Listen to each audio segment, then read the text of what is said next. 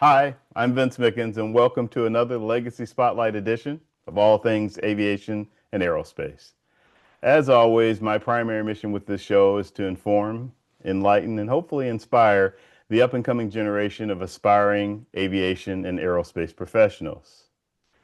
While many of you have expressed much appreciation for the variety of information I provide, the most frequent request that I get is hearing from aviation icons in the industry about how they persevered, how they achieved their ultimate goals, and everything that they experienced and learned from.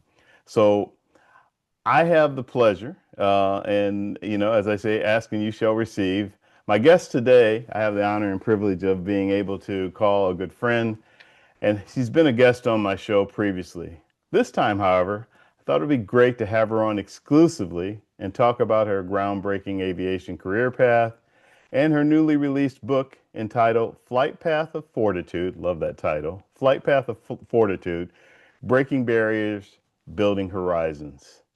It is my privilege to welcome Olga Custodio. Olga is a retired U.S. Air Force pilot, a retired airline pilot, and in both cases was the first Latina pilot in both the Air Force and for American Airlines. She has over 11,000 hours in a variety of aircraft, and I could spend the entire hour just going over her resume. But instead, we'll let her tell you a little bit about her background. So, without further ado, I'd like to welcome Olga. Olga, welcome to the show. Thank you, Vince. Thanks for having me. It's always a pleasure to see you and talk to you, and I hope we have a great conversation today. Well, I'm looking forward to it. It's always great to see you and talk to you as well. Sometimes I run into you at aviation events. And congratulations again on the book. I know you just released it a few months ago, and actually we're at Oshkosh and had a book signing there. And I think also at Women in Aviation. Actually, Women in Yeah, Aviation is where you actually released it. right, And right. and you had a book signing there, and I understand that went really well. I'm sorry I missed the Women in Aviation this year. Actually missed that in Oshkosh this year. It's been a really crazy year for me. But Mm. it's really exciting that you've been able to do a sort of a memoir about your accomplishments, your career, and everything. The thing I will say up front that I think is great is you're giving back and you're wanting to be involved with helping young people, navigate their way into our industry, and share, what you went through with the hopes that they'll learn from that and utilize that information to help them progress. I think that's really great, and that's one of the many reasons I admire who you are and what you've done Thank you. career-wise. So you've been involved in a lot of associations, which you can talk about as we have this conversation. But I like to go back to the beginning. We don't have to go all the way back. I mean, we don't have to, we don't have to go back to when you were in diapers or something. But I know that you were pretty young when you started becoming influenced by aviation, and I was wondering if you could just tell us a little bit about that, about where this all started, and how it came about. Right, right. Well, thanks. It's kind of twofold, I'm an army brat, grew up all over the world, and the fact that everywhere we went, we had to get on an airplane and travel. So I was very comfortable being on an airplane and, seeing the world from that perspective at a very young age gave me hopes that it might be somewhere in the future, but I never saw anyone like me, female. The only thing I saw were flight attendants at the time, which I thought about, but it really wasn't what I wanted to do. The other thing is my dad. He was an Army soldier, very dedicated in the military, and I saw that also as an option. And luckily, growing up in Taiwan and Iran and in Paraguay, it gave me a good perspective of seeing the world and seeing how we are different but the same. We all need the same things, and Yeah. so I How consider old were you when all of myself. this was Oh, how old were you when this I was happening? started traveling. I think mom would go back to Puerto Rico. Uh, she had me there. waited a few months. She wanted to be around family, have that support. She was, and then dad stayed in the States and we went and met him at his station. And from there is when we started traveling. He was in communications, what today would be called like cybersecurity. So he Okay. he traveled to many different countries because he was helping the foreign troops learn about Army processes in communication, and they were trying to help the foreign military in the places that we lived connect with what the U.S. Army was doing. So they were just trying to help build up their forces in his area and others as well. But The his was early stages of technology back then. correct. Yeah, before it was Morse code, right? And he knew that inside out. I mean, incredible. And he was also in he loved being an electrician. So but that was his side gig, you know. He was very prone to fixing things, and that's the other aspect, you know. His mind's very technical, and that's one of the other things that I saw him do and learned from him. I was going Um, to say you must have picked up on some of that, this technical ability. Did you kind of absorb some of that as you were observing him? well, I think so because I always like to do things with my hands. I like to be outside. You know, I grew up, I was very athletic. I swam competitively. I played tennis competitively. And so those are things I learned from my dad, you know, being out there and getting around. So I can't say I was a tomboy, but I really enjoyed those kinds of things. So Yeah. So you were when you were young and traveling and going to different countries and experiencing cultures and going on and off airplanes and seeing flight attendants. Where did you get the notion, or when did you get the notion that, I could be up there in that cockpit. I could do that too, or I would like to do that. right. I think what happened was the fact that I only thought about commercial aviation. There was never a thought of being in military aviation because it wasn't there. I was not exposed to the WASP story whatsoever, so I didn't know about them. But I did know that I wanted to be involved in the military. And once I was able to do that, what back then they had what you called nowadays joint forces. So I was able to see the Navy and able to see the Marine Corps, especially they supported the embassies wherever we were at. So I was able to see different aspects of military life and uniforms as well. You know, you want to look good in a uniform. So um, I decided that I would try to pursue joining the Air Force. And that's when it kind of started. I never saw myself in an aircraft until after I actually my husband joined the Air Force. And then I ran into pilots and navigators and everything. And I was like, wow, if I ever joined the Air Force, this would be the job that I wanted, you know, to be a pilot and fly for the Air Force. It would be, you know, the best of both worlds. Serve in the military, serve my country, and be in aviation. So Yeah, that's I was reading in your background that when you were in school, you wanted to go the ROTC route, recruit, what's it, recruit officer training Reserve candidate. Officer Training course Yeah. and the Corps, right? So when I graduated high school at 16 years old, I Oh, uh, wow. I was in DoD schools my whole life. So I had so many, you know, great education, lots of credits, able to graduate early and get into college. I mean, that was the only thing you do at 16 because you're not old enough for much other. And so I decided to go to the ROTC. Unfortunately, women weren't allowed in the Corps at that time.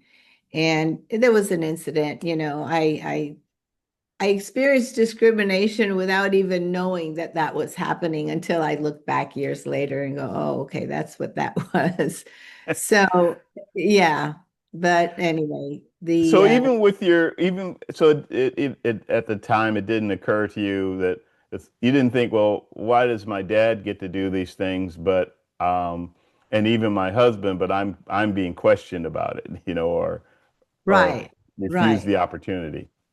It didn't Yeah. hit you quite yet at that point.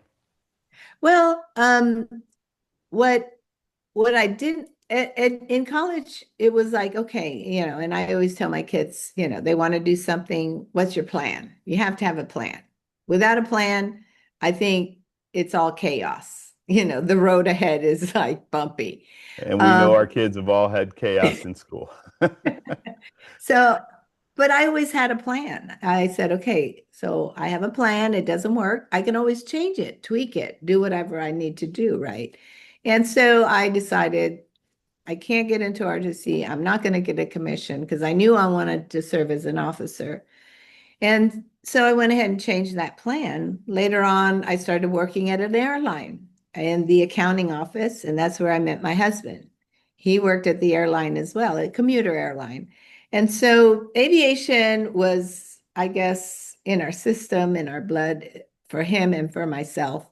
And then the idea came up to join the military. So we both went to a recruiter to see if we could do that.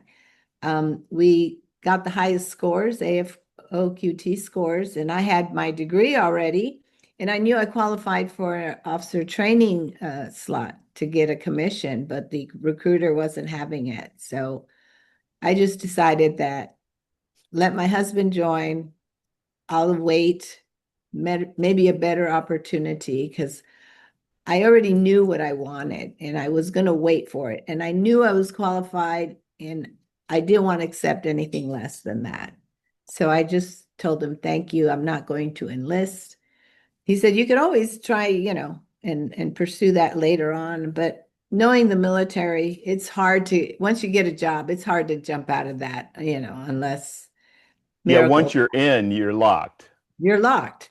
Right. And knowing that, I decided not to pursue it. But so he went off and he was in an airport operations. So again, we're around the aviation, we're near the runways, we're in the terminals, um, near the pilots and navigators, like I said, and we became friends with a lot of them. And every time I'd see that green flight suit, I was like, wow, I wish I could wear one of those.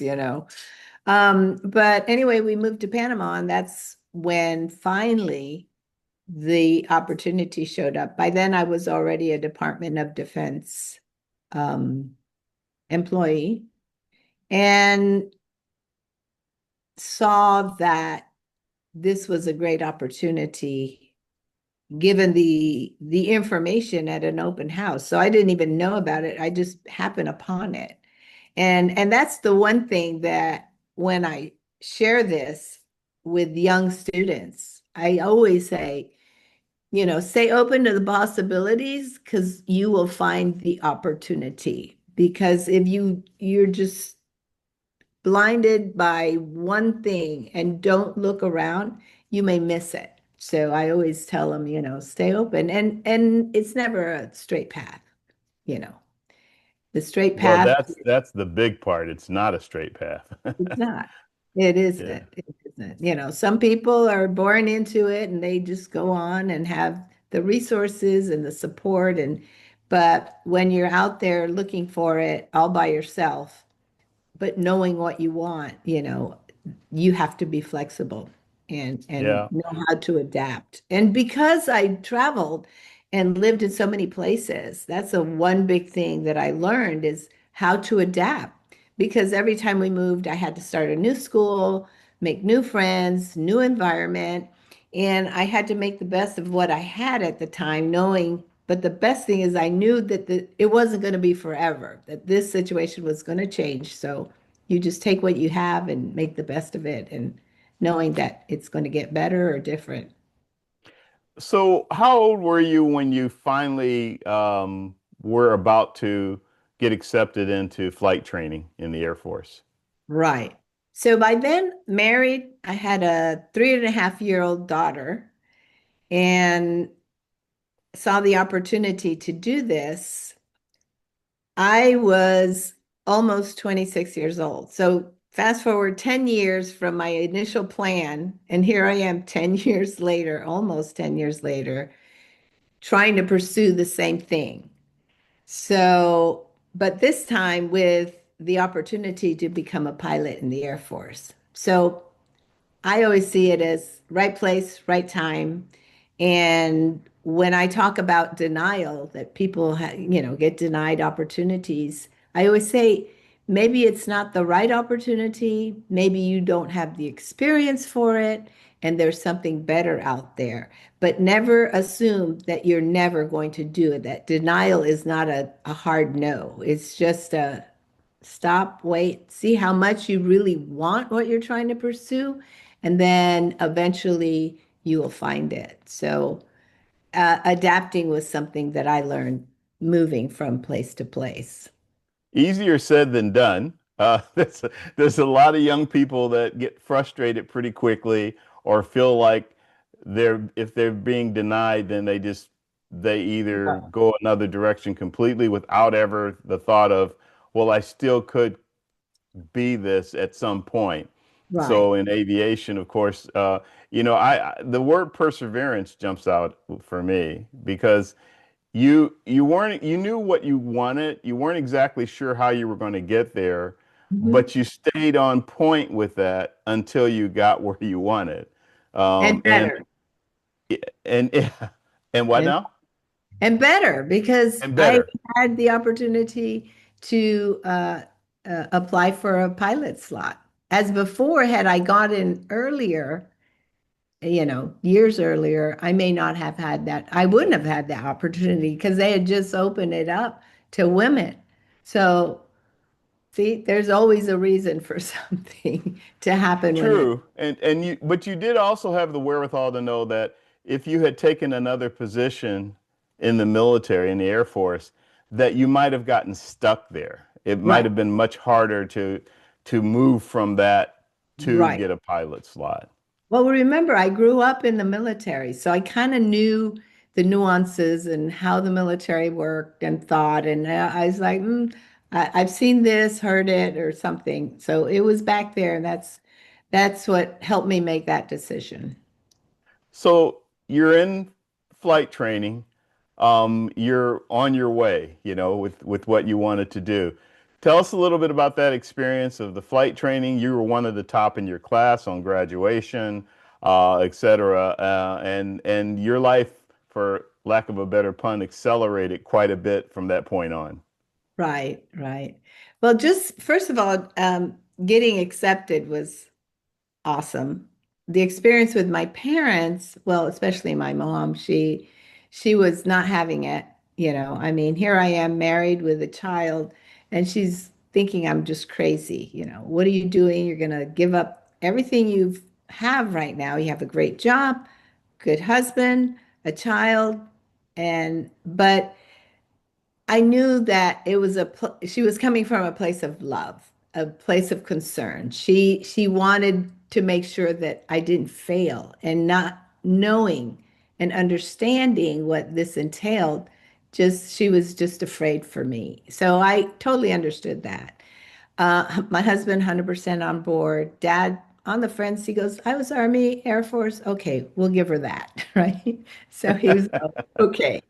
And but anyway, so it took a few logistical things to happen for me to make sure that they were going to be okay and I was going to be able to go and concentrate on that. So I had to go through the flight screening program to make sure I was compatible with the Air Force, and the Air Force thought I would be able to go through pilot training without problems.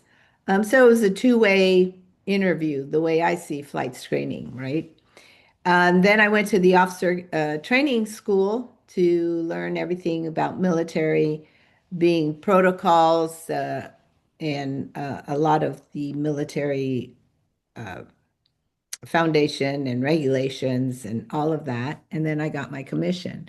And then I started pilot training. So I was already almost 26 and a half years old when I finished all that. And the cutoff for pilot training to start was 26 and a half. So I had to make Oh, sure that, oh my gosh, really? I had to make sure that I did not get set back in any of those programs, because then I would have missed the cutoff and I wouldn't have been able to enter. So, Wow. Yeah. Wow, that's talk about cutting it close. right. But you made it and I you made it. I started your made it. training. Training Yeah. was for about a year, right? It was a year. It's a long year. It's hard. I mean, it's almost 24/7, and here I am, with a family and everything. But I made that work-life balance. During the week, it was, study, study, study. Here I am cooking, learning all my emergency procedures and just trying to memorize all that and taking care of our daughter as well. My husband pitched in, so we would take turns taking her to the child care center if I went. But luckily, we both work for the DO, so he helped us with that as well. If he went in early, it based on my schedule. If I went in early, he would go in later. So he worked shifts as well. So it was quite interesting. But I want to say that at the beginning, there were a lot of skeptics Hmm. that didn't think I was going to make it. I was the only female in the class, and I had the great fortune of getting a great instructor pilot in the first phase of training, which was in T-37s, twin engine jet, and he was a C-130 pilot. So my husband had been stationed in Little Rock, and a lot of our friends were C-130 crews. So very familiar with that. We had something to share. And I think the fact that I was married and older than most of the students in pilot training gave me a little more advantage of being grounded, and not, So it was actually an advantage, not a disadvantage. no. To me, Yeah. it wasn't. To Yeah. me, it was an Yeah. advantage. That's the way Yeah. I saw it. So Yeah. all I had to do was concentrate on undergraduate pilot training because the rest of my personal life was, to me, was set. I'm married, I have a kid, and we're good. So that's the only thing. So I didn't have to start doing other things other than just studying and focusing on that. But I did find that when I flew with a few guest pilots, that normally you do just to get a different perspective in training. One of them told me that I wasn't going to make it in the program. And I think he was trying to discourage me or make me start doubting myself. And little did he know, he just, lit a fire under me. I go, oh, let me show you. I'm going to prove you very wrong. So he helped me without knowing he was With doing indirectly. Yeah. indirectly. Yeah, it's really kind of cool to hear you, Olga, talk about work-life balancing back then. It's something that now is cliche to some extent, Right. but it's always existed. And I think when I think about it with the challenges you had at the time, of things that you understood and things you were learning at the same time, and then pursuing your piloting career. I just admire you for how you address that, and I hear you about the lighting a fire under you by telling you can't do something. Any of us that go through that, yeah, that's actually the motivation there. It's like, well, Right. watch this, watch me Right. fly. You Yes. know? Yeah, just watch So, me. Yeah. but you also said something really important that your home was nice and stable. Your husband's very supportive, and your work environment. or your environment was also supportive for you. I mean, we understand moms, all of us. I'm sure you were on my show about Yes. moms in aviation, and all moms. I'm sure you have a perspective about it now, being a mom and a grandmother, Right. Right. of what your mom was, how she was feeling, what she was thinking at the Right. time. Right. Well, once I got in and started pilot training, she was on board 100%. Ah, Because okay. see, it changed. So I had to give her something for her to go, oh, okay, I think she can make it. She knows what she's doing. And then she came, she was, she was part of the village that we needed to get through this. So yeah, she's very proud, as well as my dad and my husband. And our daughter, she has her side of the story. It wasn't easy, for her. So, but she's a strong, young, uh, successful businesswoman right now. And I know that what she went through as a child with me, in my profession, and what we went through as a family, it just made her stronger. Like I said, if the situation isn't good, it will change. It will get Right. better and you'll be stronger for it. So I think Yeah. that she's realized that.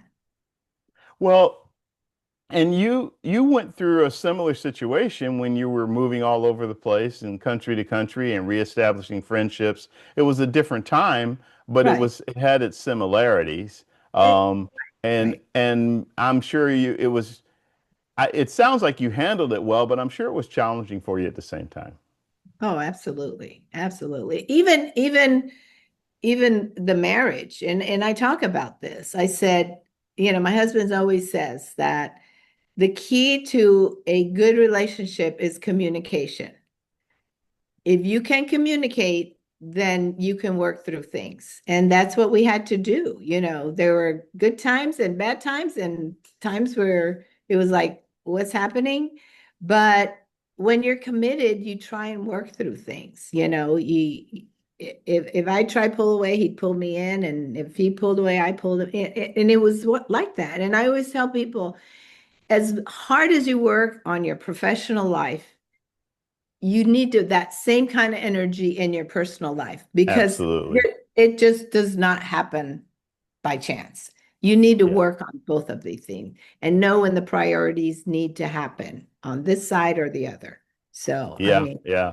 No, that's great advice. It's hard for young people to totally capture that, but it is great advice. I think it's something part of it is just, we as parents have to say, let them, well, let them figure it out. We try to give guidance, but part of it is them just figuring out the kind of the same way we did.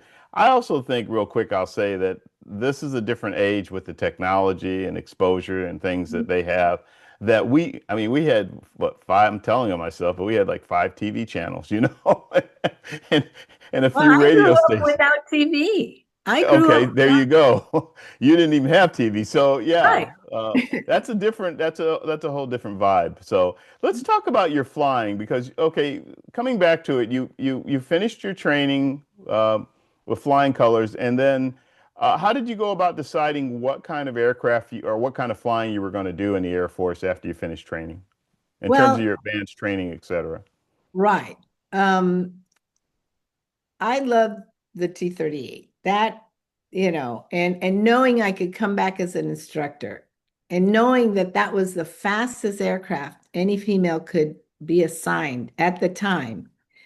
Because even though I got my fighter rating, we could not be assigned a fighter aircraft, combat aircraft. Right. I knew that I could go and get a C-141 or a 135 or a C-9 Transport ratings. Yeah. transport. That was a given. But I really wanted to be a T-38 instructor because of that. And the second reason is it kept me home every night. Gotcha. So it was good for the family, but it was good for my career. So it just worked out. Did you do that for a number of years? I did. I was uh, a T-38 instructor at undergraduate pilot training, and being the only female in the squadron at the time, actually the first female in the Laughlin T-38 squadron there. And then from there, I was a I want to say I was a really good instructor that they recommended me to go to pilot instructor training to be an instructor there. So I taught pilots how to become instructors in T-38s. So I went to Randolph. Okay. Yep, yep. So being the first female instructor at Randolph at Pitt. So that was great too. So I instructed, I want to say, most of my military career, active duty career. Okay. So everywhere that I went as a student, every course that I took, I came back as an instructor. So after Pitt, I went to flight screening. So I was an ops officer, check airman, check pilot, and flew the T-41s, which were used. It was like a 172 for the flight Yes. screening. Yeah. I went back there as that. And then when I finally transitioned to the reserves, I went for a short year to be an officer training school instructor. So I did that for a short period of time before I went to headquarters personnel and then served in the Directorate of Readiness and Accountability for the Air Force till I retired from the Air Force. So I have a couple of questions for you because being an instructor for a long term flight instructor to me is kind of a special calling. It's some people do it as a transition. You did it as actually a good portion of your career, so that makes it kind of unique. So one of my questions is that where do you think that came from? Did it come from your mom and dad? Because it's kind of like asking somebody that decides to become a teacher. Where do you think that came from? Well, funny story. So here I am in middle school.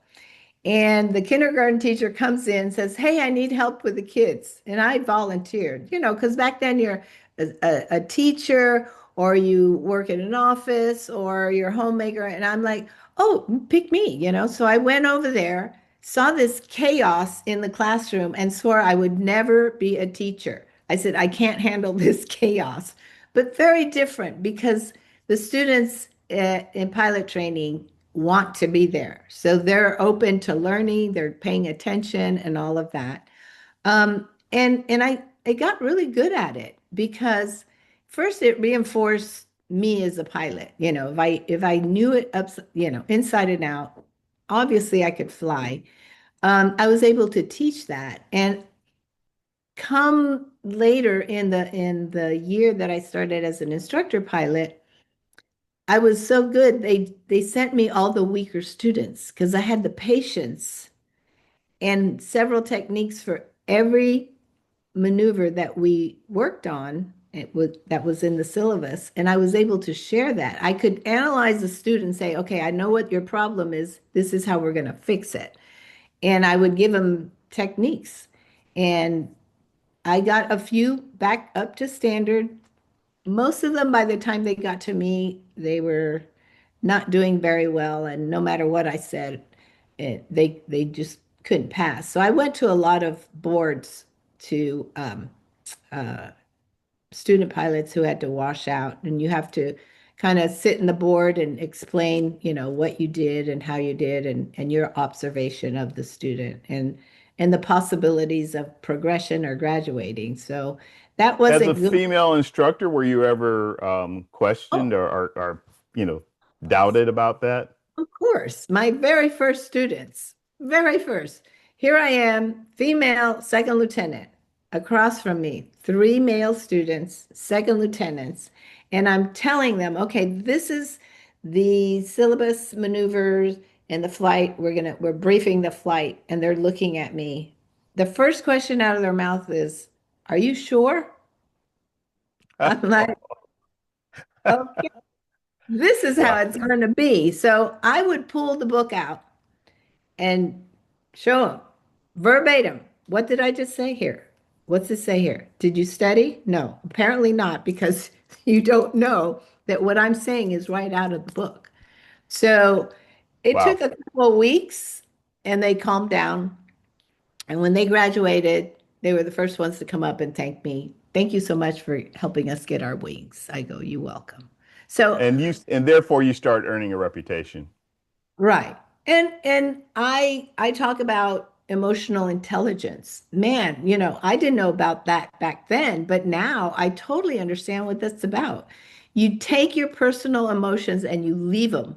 You sit them down and you look at facts. You look at what needs to be achieved to get through it, right? And I talk about that also when I talk to an audience about leadership. It takes a good leader to listen and be part of a team. Because if you can't be part of the team and you just sit at the helm, you're not going to get respect. And so you have to give respect to get respect. And that's what I learned. And that's what I taught my students. Yeah. You in doing so, I think your point's well taken. I think one of the things that I wanted to point out for the audience too is again your long-term look at what you're doing. So, and I guess I'm asking this: when you did your time in the Air Force and then your Air Force Reserve, in the Air Force Reserve, were you an instructor then too? No, no, I was part of the Directorate of Readiness and Accountability. So we had three different um, departments in there. We had the readiness portion of accounting for every airman, whether that was on active duty, whether they're active duty, reserve, or guard on active duty orders around the world. The other department in that directorate was the casualties. So if any airman got hurt anywhere, we would make sure that we were in contact with them. And if we had to notify the families, get them there or get them home, that was it. And repatriation, any instability anywhere in the world, we would mobilize and get those American citizens repatriated back to the U.S. And then the other department there was the POW MIA division. And they were still working in Hawaii, trying to get the remains from Vietnam and trying to identify those. So it was a big directorate, and we were in charge of a whole lot of things. So I did enjoy that and learned a whole lot there. So how did the transition to the airlines? Because you became the first Latina airline pilot for American. How did that Right. come about? Right. So by the time I finished becoming an instructor in every course that I had taken, 8 years, that was my commitment to the Air Force, active duty after pilot training, because you sign a contract and the money they invest in you, they have to at least get out of you. And I knew I was going to go fly a 141 or a 135, a big transport airplane. And I figured my family's been stable. We haven't been having to move a lot. And I thought about looking at the airlines. A lot of my peers were going to the airlines as well. And I figured, well, if I'm going to fly a transport airplane, why not at the airline? But I had never considered that. When I graduated pilot training, I took my FAA commercial pilot's test, and I got my commercial pilot's license, and I just put it in my back pocket, never knowing that I'd ever use that. So And airlines weren't on your radar when you were flying for the Air Force. not at all, because I wanted a career in the Air Force. That was my goal. And so when I started looking at that, by then my daughter was already in in high school. She was going to high school. By then we had a son. They're 9 years apart. Um, so I wanted to keep even though I moved around, I knew it was going to be fine. My husband had a good job. He had gotten separated, so he had a good DoD job, and it was a big family decision. Do we want to stay, keep everything stable? And then I started pursuing that. But I had to get my flight engineer license. So I buckled down and studied for that. and got my engineer license before I even could apply for the airlines. And Yeah, back in the day when we still had flight engineers. right, right. But at American at the time, they were only hiring pilots. The professional engineers were still there, but they were just going to let them retire out, and that Mm. position was going to be gone. So every pilot that they were hiring had to have a flight engineer license in order to apply, and that's the position you started on. So I started on the 727 as a flight engineer, and then moved my way up through that. But it was great. I enjoyed it. And it was something that when I got there, it was like, you know what? This is me. I remember the times that I was a passenger in the back going, oh wow, this is great. This is fun. And now I'm actually flying this airplane. I'm actually a pilot for the airline. And when I was working for the airline in the accounting office as well, there weren't any female pilots at that commuter airline either. But, the fact that I had risen through the ranks, if you will, in aviation to become a pilot, I was like very happy. And then let me just mention this. Sure. The term imposter syndrome, Oh I had gosh. never heard about that ever until somebody asked me. And I want to say maybe this is 15 years ago or more. Let's say it's more. It's got to be more, at least 25 years ago. Did you ever feel imposter syndrome? And I go, what's that? What What is is that exactly? what is that? Oh, like you don't belong. I go, well, I think anytime you walk into a room, no matter where you are, into any event, you're like, what am I doing here and where's this going?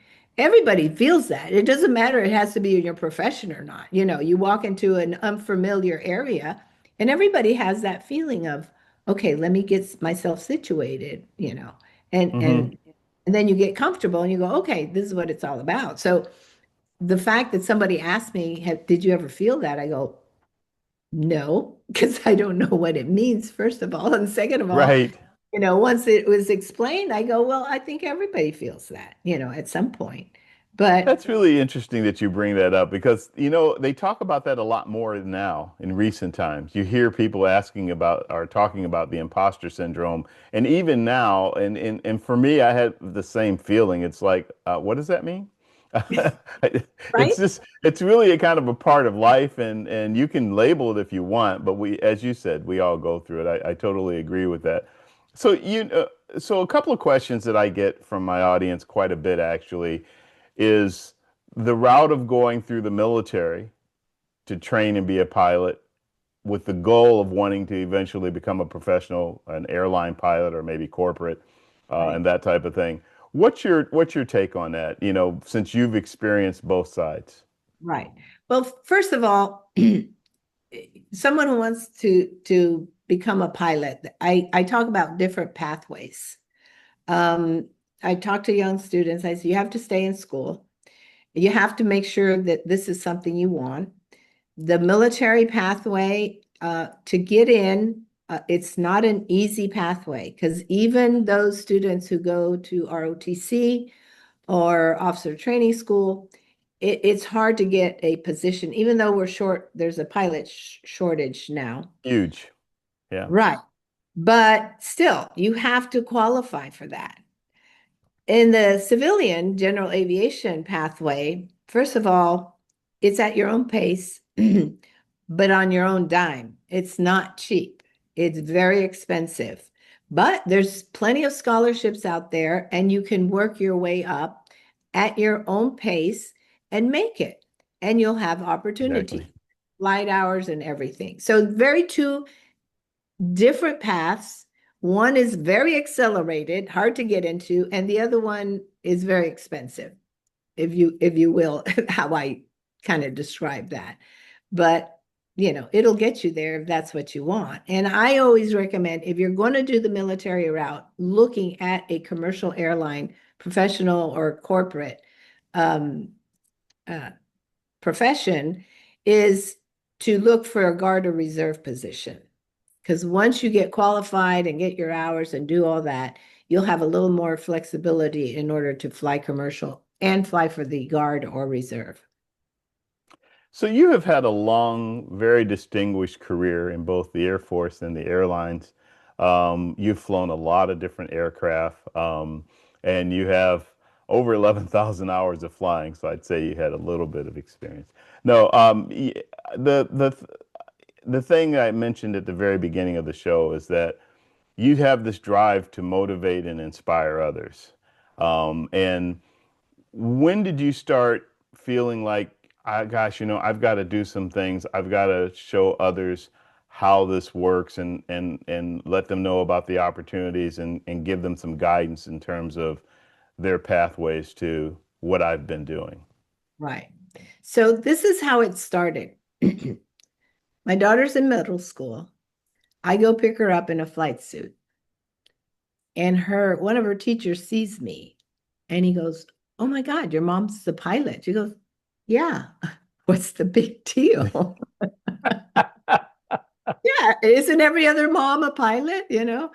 And so he invited me to go speak to the class. And I was like, oh, okay. And that's kind of where it started. And I could see that I could talk about, what it's like to be a pilot in the military and let other people know about it. And then it just grew from there. Any opportunity I had, I spoke to Girl Scouts, I spoke to schools, universities, and this is while I was still in the military.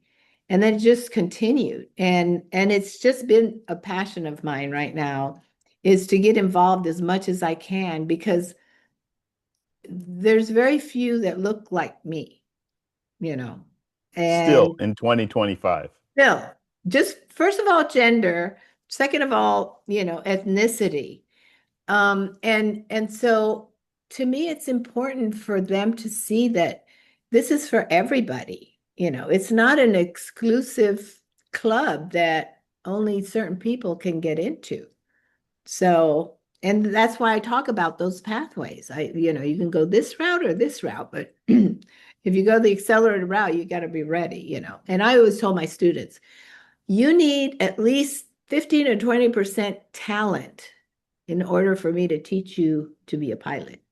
But the 80% is all motivation. And if you don't have it, you're not going to make it. Absolutely. You got to have the passion. The other thing that I wanted to make sure I mentioned with while you're on talking with me is yes, the pilot path is great, but there's so many other opportunities in the industry. Oh, And you yeah. even talked about that in terms of working in other areas of aviation. And if you want to be in the aviation environment, but not necessarily have the skill set or the desire to be a pilot, I Right. totally agree with you about the desire and the passion for it, because if you don't, it, it's going to be a really hard and long Hard. road, you It know. But there is. are other opportunities. You mentioned that the environments that you were in prior to even getting into the service and flight training and all that, and you were around aviation, you were in accounting or whatever different department, your husband was in operations or whatever. You guys were Right. in different areas, and so you were exposed to it anyhow. And I try to also convey that to my audience that, hey guys, if you just want to be in the environment, there are other things that you can do. Absolutely. You can take, and I say this, any profession. You can be a lawyer, you can be a nurse or a doctor, anything, accounting, right? And be in aviation because aviation needs all those All professions. the above. So you're still Absolutely. around it. Yeah. Yeah. When did the inspiration for writing authoring a book, writing a memoir about about all that we're talking about? Well, people have been asking, hey, do you have a book? Do you have a book? My husband's been pushing, you need to write a book. You need to write a book. And I'm like, oh my gosh, it's not easy. It's not easy. But throughout the years, I've written, through my presentations, through just sitting down and writing and being inspired and everything. And luckily, I found someone to help me take all of that, To pull it organize together. and pull it together for me because I It's like that's one goal that I would like, but I just couldn't visualize or see myself going through it. So I said, I need help. And that's the other thing. When you're not sure, always ask for help. There's a lot of people out there who will help you, in fact.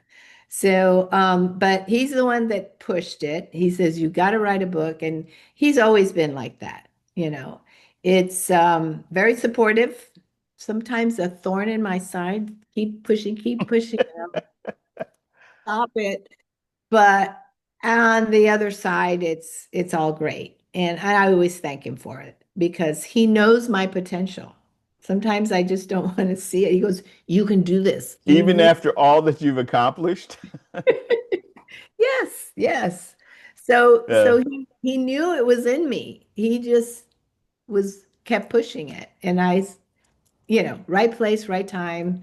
And I said, okay, this is the time. And oh my God, the time has been perfect with all this DEI stuff going around right now. yeah, yeah. I think I think it was a good time for me to do this. And the biggest thing for me right now is not only getting students, young kids into aviation, but working with those who are in and having them stay in because it's very hard right Yeah. now in the environment. Well, gosh, I wholeheartedly agree with you about that. It is great to get a lot of young people into aviation, but the ones that are just starting their careers, it's challenging for them too. And it doesn't really matter what the skill set is, whatever aspect of aviation they're in, they're going to face some challenges. And, sometimes it's easy to get discouraged. Mm. So I think trying to keep them motivated, guided, or whatever is a key factor. On that note, well, two things. One, with your book, can you kind of give a brief description of what you've talked about it a little bit, but What the not only message, what your goals are, but what's in it? right? So it's called a memoir, but the way I see it, it's an inspirational memoir. Every chapter, there's a little bit of pearls of wisdom, as I call it, and they're little vignettes of my journey to aviation and through aviation and my life, my personal life as well. I shared enough where people can know me a little bit better, but I shared a lot more of the way I saw things and felt things from the outside in, right? But I think knowing every step that I went through and the people who were there with me during the journey. So I think that's the most important part of it. So it's not a big book. I think it's just enough. And somebody says, "Is there another book?" I go, "I don't think so." What's But the biggest lesson you've learned, or what's a standout, something that's stood out your entire career and the majority of your life, that you think is probably the number one message to get to the next generation? here's the message. Never give up. That's it. That's Because simple. very simple. I've been asked, well, did you ever want to quit? I go, quitting was never an option for me because I waited too long and worked too hard to get the opportunity. And once you're given an opportunity, if you're going to throw it away, then it wasn't for you. So never give up and never quit because the opportunity doesn't come by twice. Sometimes it does, sometimes it doesn't, but don't give it all you have. And if you don't make it, then it wasn't for you. But you gave it everything, and you have to feel that satisfaction of like, I tried it and it didn't work, or I tried it and look, I made it. I was successful. But you Yeah. don't do it alone either. I'll Yeah, tell and you. there's a great satisfaction when you do accomplish what you're setting out to do. So Right. yeah, point well. I couldn't have said it better myself. I think that's a really great point. Your book is available where? It's available online on Amazon, Barnes and Noble, Hudson Booksellers, Booktopia. It's available in Europe, England, Australia on their platforms as well. And locally in San Antonio, it's available at the Twig Bookshop at the Pearl. So the historical Pearl area. Yeah. And are you going to be doing any book signings coming up that you want to mention?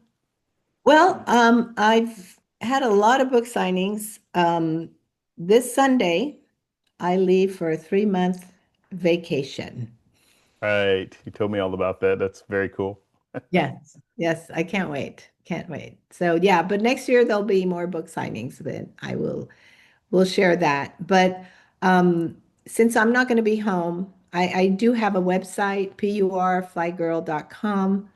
But the thing about that is I do sign and dedicate books and will send them to anyone who wants them. But since I'm going to be gone, I won't be able to do that. But come January, I can do that again, get some more books, and then be able to, if you want an autographed copy, come to my website. Oh, okay. Sounds good. I have to ask you, PUR Fly Girl, Uh-huh. where does that What, come from? what's PUR? So people look at that and go, pure? I go, no. PUR is the Olympic designation for Puerto Rico. Ah, wow. I feel bad that I missed that, but No, perfect. that's okay. Yeah, yeah. No, that's really great. By the way, do you still fly a Turbo 210? I do. I still fly. I still fly a Turbo 10. It's my Princess Warrior sits in a hangar. She's been hangared her whole life, and she's amazing. I take my husband for those $200 hamburgers. We go Yeah, out. yeah. I was gonna say they've gone up a little bit. And so we enjoy that. And I've taken my family up as well and some friends. I have a mentee that I've taken her up as well. So we'll see. We'll see how it goes. See That's how a much pretty neat longer airplane. it is. That's It is it's the Centurion, correct? the Yeah, Centurion. Yeah. yeah, I get yeah. asked all the time, every time I check in with Tower. So what kind of airplane are you? They're all always used to 172s or Cirrus or Right. I'm like, I'm a Centurion. Oh, Yeah, no, that's a really special airplane. So I noticed yours had the designation Lima on it, a 210L. Is yes. that, yeah, is It's that not pressurized. It's not pressurized, but I do have oxygen. It does go okay? 24,000 feet. But I have not taken, I've taken it up to 10. And that's as far as I go. Yeah, yeah. Well, cool. I don't know if there's anything else you wanted to add. It's been such a pleasure to have you on again, and Thank to be able to talk in depth about your background and all that you've done and accomplished. I think it's absolutely amazing. You've broken some barriers, and then it's great that you're still out there letting people know, and inspiring young people, especially those who are either wanting to get in our industry or wanting to continue in our industry at early stages and things like that. So um, Absolutely. it's been great. It's been a pleasure as always. And I hope you have And a great vacation. Go thank ahead. you. One last thing I want to Yes, tell anybody, it's you're never too old to start to pursue what you want. And this could be aviation or anything. The sure. other thing is say it out loud because then you'll put it out to the universe. Because if you keep it in here, it's not going to go anywhere. Yeah, absolutely. No, that's great. Well, Olga, wish you well as always. I look forward to seeing you. I'm sure we'll run across each other at some aviation event. I definitely want to come to a book signing next year and Okay. personally get my book autographed Yes. directly from you. Yes. And then I Well, can say hi to Edwin too. there you go. Of course. Of course. That sounds good. I'll keep you posted. And thank you so much for having me. This is always a pleasure talking to you, Vince. Absolutely. All right. Well, you take care and we will talk soon.